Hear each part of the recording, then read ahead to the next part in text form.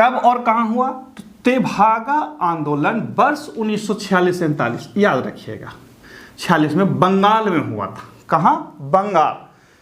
बंगाल यानी कि आधुनिक पश्चिम बंगाल एवं पूर्वी बंगाल यानी कि बांग्लादेश को मिला करके जो जिले थे, खुलना, न्यू जलपाईगुड़ी, दिनाजपुर इत्यादि में शुरू हुए। अब बंगाल के लगभग 15 जिलों में हुए थे। कितने जिलों में हुए थे? लगभग 15 जिलों में।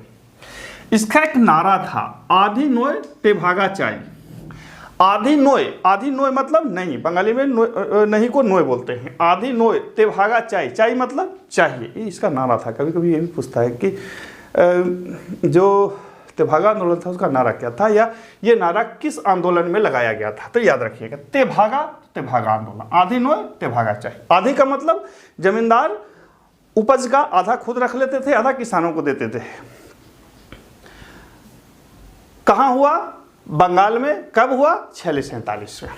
अब है कि किनके मध्य हुआ था, ये सबसे ज़्यादा बार पूछा गया है, खास करके बड़े परीक्षाओं में यही पूछता है। तो ध्यान रखिएगा, यह आंदोलन बंगाल के 15 जिलों के किसानों ने जमींदारों के विरुद्ध किया था। यानी कि यह जो आंदोलन था किसान और जमींदार के बीच में था, अहिंसक आंदोलन था। कैसा आंदोलन था?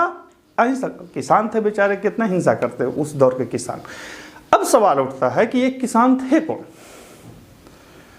आप तो अभी गांव में जाते होंगे तो देखते होंगे कि सब किसान के यहाँ तो इन्वर्टर लगा हुआ है, बैटरी लगा हुआ है, बड़ा बड़ा क्या बोलते हैं, ट्रैक्टर लगा हुआ है। क्या ये किसान थे? नहीं।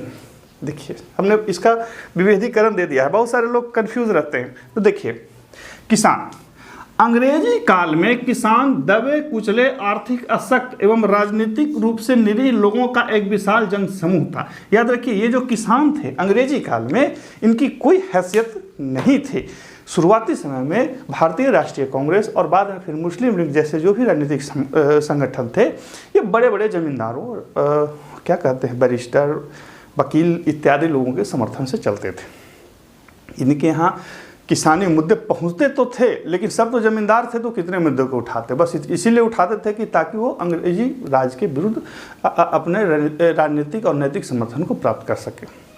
कालांतर में जब महात्मा गांधी आए, भारत के जो आज़ादी के, वो जब उन्होंने झंडा उठाया तो उन्हें ये एहसास हुआ कि हम जब तक पूरे जन समुदाय को अपने साथ नहीं जोड़ेंगे तब तक हम आज़ादी नहीं प्राप्त कर पाएंगे। और फिर उन्होंने किसानों के मुद्दे उठाने शुरू किए, और पहली बार किसानों को ये लगा जब गांधी आए तब। हालांकि मैं बता दूं कि इससे पहले भी किसानी मुद्दे उठे थे। बहुत सारे सोशल वर्कर्स जो थे उन्होंने इस चीज़ को आगे लाया था, और पॉलिटिशियन बड़े बड़े